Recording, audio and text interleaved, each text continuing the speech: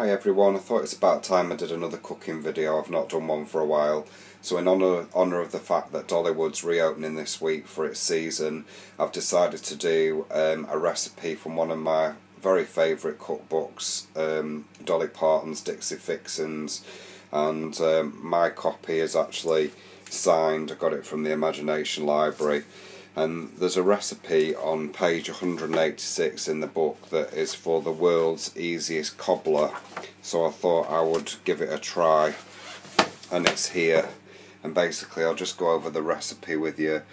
You need 8 tablespoons or 1 stick of butter. So in the UK it'll be easier to use tablespoons, in America it's just a standard stick.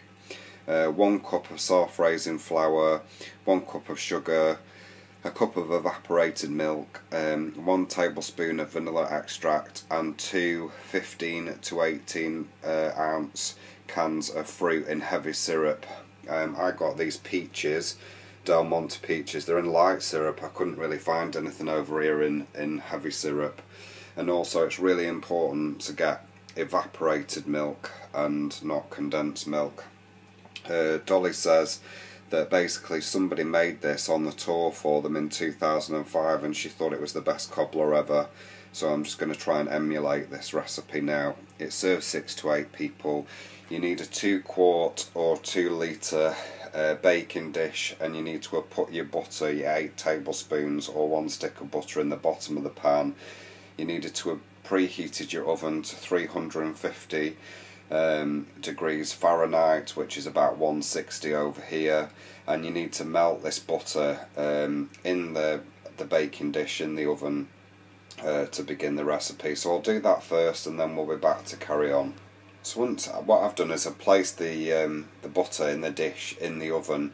That's how I've seen American cooks do it when they're making cobblers, to melt the butter, and it obviously heats the pan as well. I have, in this large mixing bowl, I've put the cup of self-raising flour and the cup of sugar and just whisked it together, and I've made a bit of a well in the middle so that you can place your evaporated milk. Gosh, I'm going to make a mess trying to work the iPad and do this at the same time. And I'm just going to put a tablespoon of vanilla extract, as the recipe says, into the mixture, and then I'll be back. Okay, so I've incorporated the flour and the sugar, made the well in the middle. I've put the evaporated milk in and the vanilla extract, and I've whisked it all together with this spoon. I'll just leave it to put to one side now, and I'll just get the butter out of the oven.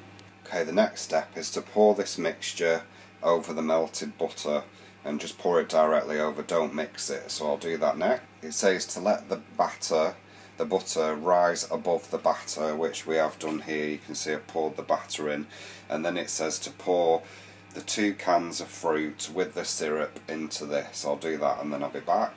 Okay, at the moment it looks like a mess, I think. It says the next stage is to swirl with a knife the fruit around in the batter. So I'll do that next. Okay, so the batter's been swirled around over the fruit, and this is going to go into the preheated oven now. Because it's quite precariously full, I'm going to place it on a baking tray before I do.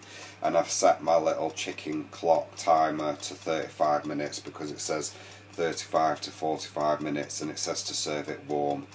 So we'll be back when this is done out of the oven and show you the results. I've just quickly jumped out of the shower because the clock's about to go off, and I've just about had time to put on my Dolly Parton apron that I got from my website as well. I don't know if you can see it very well there. Just to stop me being naked on camera, it'll put everybody off the cobbler.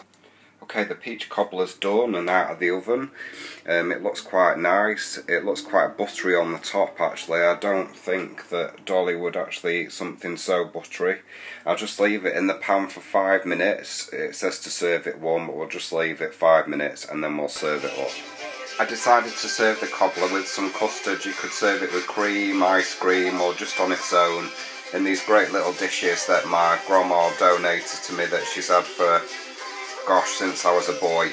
I really hope you enjoy this dessert. It does taste better than it looks. I suppose a cobbler is, you know, not going to really look that pretty, and it is quite a buttery sweet dessert. I suppose a bit of what you fancy every now and again does you no harm anyway. Hope you enjoy this recipe and my little tribute to Dolly Parton's cookbook, which is my favourite. Bye.